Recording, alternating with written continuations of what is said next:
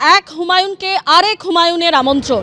আগামী 11ই ফেব্রুয়ারি রেজিনগরে বাবরি মসজিদের জন্য প্রস্তাবিত জমিতে আনুষ্ঠানিকভাবে কাজ শুরু হবার কথা রয়েছে। আর সেদিনই দেবরাত তৃণমূল বিধায়ক প্রাক্তন আইপিএস হুমায়ুন কবিরকে আসার জন্য আমন্ত্রণ জানালেন সাসপেন্ডেড বিধায়ক হুমায়ুন কবির। যদিও প্রাক্তন আইপিএস হুমায়ুন কবির তিনি জানাচ্ছেন যে হাতে সময় থাকলে তিনি অবশ্যই আসবেন। ভরতপুরের বিধায়ক হুমায়ুন কবির নতুন দল গড়ছেন এবং ইতিমধ্যেই মোহাম্মদ সেলিমের সঙ্গে বৈঠক পর্যন্ত করেছেন এবং 11 তারিখ তার যে প্রতীক্ষিত বাবরি মসজিদ তার ভিত্তিপ্রস্তর স্থাপনের একটা উদ্যোগ নেওয়া হয়েছে তার তরফ থেকে। সেই প্রেক্ষাপটে আমাদের সঙ্গে রয়েছেন আর এক হুমায়ুন কবির, যিনি ডেবরার বিধায়ক, ডেবরার তৃণমূল বিধায়ক। বলছি যে এই যে এক হুমায়ুন কবির যে উদ্যোগ নিচ্ছেন, সেই উদ্যোগে এত মানুষ দেখছি জড়ো হচ্ছেন, কি বলবেন ওভারঅল? না, দেখুন, এটা আমাদের ডেমোক্রেটিক কান্ট্রি। এখানে যে কোনো মানুষেরই অধিকার আছে, সে তার দল গড়বে, সে তার প্রচার করবে, তার প্রপাগান্ডা করবে, নির্বাচনে অংশ নেবে, সবই এগুলো ঠিক আছে, এগুলো নিয়ে আমার কিছু বলার নেই। আর 11 তারিখে যেটা বললেন যে বাবরি মসজিদ উদ্বোধন হবে, বাবরি মসজিদে শিলা ভিত্তিপ্রস্তর স্থাপন হবে, তো আমাকে উনি ইনভাইট করেছেন 11 তারিখে ওভার ফোন। আসতে চেয়েছিলেন, আমি বললাম যে না, দরকার নেই, আপনি ফোনে বললেই হবে, কারণ আমি ডেবরায় ছিলাম আর কি। বাবরি মসজিদে একটা আবেগ রয়েছে মুসলিমদের মধ্যে, বাবরি মসজিদকে নিয়ে আবেগ রয়েছে, এটা নিয়ে অস্বীকার করার কোনো জায়গা নেই। আপনি আগেও বলেছিলেন এই আবেগের কথা, কেন বলছেন যে আবেগ রয়েছে? না, বাবরি মসজিদ দেখুন ভেঙে দিয়েছে সে 92 সালে, 92 সালেই 6 ডিসেম্বর, সেটা আজকে দেখতে দেখতে 33 বছর হয়ে গেছে। এখন এইটার যে জাজমেন্টটা ঠিক ছিল ভুল ছিল, এটা নিয়ে বহু বিতর্ক হয়েছে, কিন্তু মানুষের মনের ভিতরে, মুসলমানদের বিশেষ করে, যে মনের ভিতরে একটা আবেগ রয়ে গেছিলো যে বাবরি মসজিদটা অন্যায়ভাবে ভাঙা হয়েছে, সেই আবেগটা এখনও কাজ করছে, দিকে দিকে জ্বলছে। এবং সেটা আমরা দেখেছিলাম যেদিন বাবরি মসজিদের উদ্বোধনের ডাক দিয়ে হুমায়ুন কবির বেলডাঙ্গাতে মিটিংটা ডেকেছিলেন, সেটা বহু মানুষ এসেছিলেন। তো সেটা বাবরি মসজিদের জন্য, সেই আবেগটা ছিল বাবরি মসজিদকে ঘিরেই, অন্য কিছু নয়। সিপিএম নেতা মোহাম্মদ সেলিম, রাজ্য সম্পাদক, তিনি পর্যন্ত দেখা করেছেন। তারও একটা দল, দেখুন, তিনি একটা দলের সাধারণ সম্পাদক, তো তিনি দেখা করেছেন। তার মনে হয়েছে যে যদি কিছু ফায়দা পাওয়া যায় বা কিছু আছে, কিছু হয়তো রাজনৈতিক তার কিছু ফায়দার জন্য তিনি হয়তো ভেবেছেন এরকমভাবে, তো সেই ভাবনা তার নিজস্ব, একান্ত তার দলের ব্যাপার, এটা নিয়ে আমার কিছু বলার নয়। আমি একটা অন্য দল করি, অন্য দলের এমএলএ, সেজন্য আমার কিছু বলার নেই, সেটা উনি দেখা করতেই পারেন, সেটা ওনাদের ব্যাপার, তার দল সেটা ভাববেন সেটা নিয়ে। আবেগ, এত মানুষের উপস্থিতি, আপনি বলছেন একটা আবেগ রয়েছে, এই আবেগটা কি সার্বিকভাবে গোটা রাজ্যেই আছে না মুর্শিদাবাদ কেন্দ্রিক বা মালদা কেন্দ্রিক? এই আবেগটা আমার মনে হয় যে এতটা বেশি আমি তো পশ্চিম মেদিনীপুরে সেই আবেগটা নেই। বর্ধমানে আমি এসপি ছিলাম বা এতেও ছিলাম, হুগলিতে ছিলাম, সেখানে আমি এইরকম ধরনের আবেগটাকে দেখিনি। পশ্চিম দিকটা নেই, হয়তো আমার মনে হয় Malda, Murshidabad, Uttar Dinajpur, Nadia, to some extent ওনার বসিরহাট বা এই এতে ভাঙড় বা এই সমস্ত এলাকাতে হয়তো খানিকটা পড়তে পারে। আমার মনে হয় না বিরাট, আর বাকি গোটা অল ওভার ওয়েস্ট বেঙ্গল পড়বে বলে আমার মনে হয় না এখন পর্যন্ত, যা আমার অবজারভেশন আর কি, আমি যা খবর পাচ্ছি। আপনি কি দেখা করেছেন হুমায়ুন কবিরের সঙ্গে? না, দেখো, ফোনে কথা হয়েছে, উনি আমাকে ইনভাইট করেছেন। আমি বলছি ভাই, সময় যদি পাই, সব কিছু ঠিকঠাক থাকে, যদি আমার সম্ভব হয়, আমি নিশ্চয়ই আসবো। 11ই ফেব্রুয়ারি বেলডাঙ্গা আসতে দেবরার তৃণমূল বিধায়ক প্রাক্তন আইপিএস হুমায়ুন কবিরকে ফোন করলেন ভরতপুরের সাসপেন্ডেড বিধায়ক হুমায়ুন কবির। কি বললেন তিনি, শোনাবো।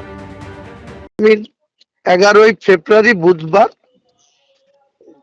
বেলা 12টায় আনুষ্ঠানিকভাবে সেই বাবরি মসজিদের ভিত্তির যে কনস্ট্রাকশনের যে কাজ, বিল্ডিং এর যে কাজ, সেটা শুরু হতে যাচ্ছে। তাই আমি, আমাদের এক সময় এই জেলার এসপি ছিলেন, অনেক আগে থেকে এসডিপিও ছিলেন কাঁদির, তারপরে এসপি ছিলেন, এবং বর্তমানে তিনি তৃণমূলের বিধায়ক ডেবরা, ডাক্তার হুমায়ুন কবির। সেই ডাক্তার হুমায়ুন কবিরকে আমি পার্সোনালি কল করে 11 তারিখে এখানে থাকার জন্য ইনভাইট করেছি, দাওয়াত দিয়েছি।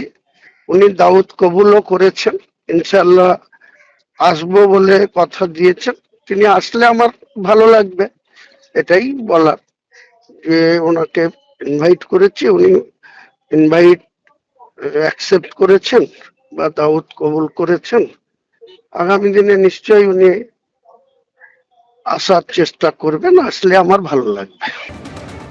আপনারা জানেন যে আগামী 11ই ফেব্রুয়ারি রেজিনগরে বাবরি মসজিদের জন্য প্রস্তাবিত জমিতে আনুষ্ঠানিকভাবে কাজ শুরু হবে, আর তারই জন্য ভরতপুরের সাসপেন্ডেড বিধায়ক হুমায়ুন কবির তিনি আমন্ত্রণ জানালেন প্রাক্তন আইপিএস ডেবরা তৃণমূল বিধায়ক হুমায়ুন কবিরকে।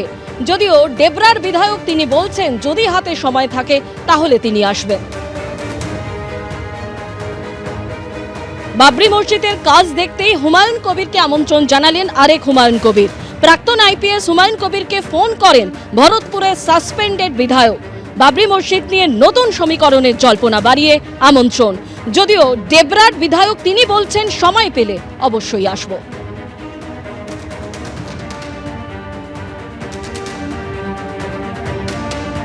বাবরি মসজিদ নিয়ে আবেগের প্রভাব পড়তে পারে একাধিক জেলায়, প্রভাব পড়তে পারে মালদা, মুর্শিদাবাদ, উত্তর দিনাজপুর, নদিয়া, বসিরহাটে। মুর্শিদাবাদের হুমায়ুনের আমন্ত্রণ নিয়ে মন্তব্য আরেক হুমায়ুনের। বাবরি মসজিদ নিয়ে মুসলিমদের মধ্যে একটা আবেগ আছে, এটা অস্বীকার করার কোনো জায়গা নেই। হুমায়ুন কবিরের বেলডাঙ্গার মিটিংয়েও সেই আবেগ দেখেছি।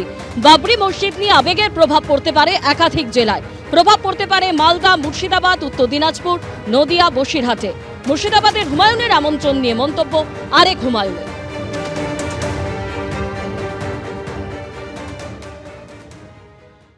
বাঁকুড়ায় বিজেপি কর্মীর দাদাকে খুনের অভিযোগ, প্রতিবাদে বিক্ষোভ। সেই ছবি রাখবো আপনাদের সামনে। দুই তৃণমূল কর্মীর বিরুদ্ধে বিজেপি কর্মীর দাদাকে পিটিয়ে খুনের অভিযোগ উঠেছে। বাঁকুড়া পুলিশ সুপারের অফিসের সামনে ধর্নায় বিজেপি সাংসদ সৌমিত্র খাঁ। পিন্টু রায় নামে অভিযুক্ত এক তৃণমূল কর্মীকে গ্রেফতার করেছে ইন্দাস থানা। ইন্দাসে গতকাল বিজেপি কর্মীর দাদা সুজয় রংকে বেধড়ক মারধর করা হয়। অভিযোগ পরিবারের।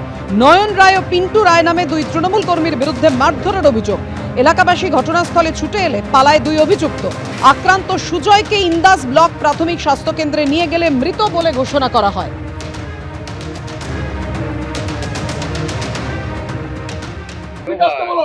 এসপি কি এমন হলো ওঠে যে এসপি ফোন ধরবে না আমাদের?